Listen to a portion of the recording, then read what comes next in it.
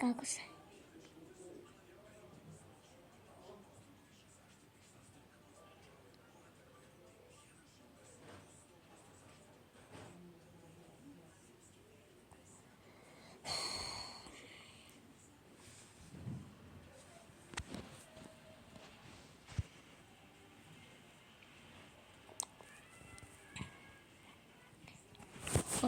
Bacite like i subscribe da me podržite na to.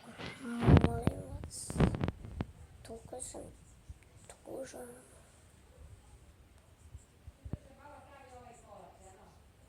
Ali,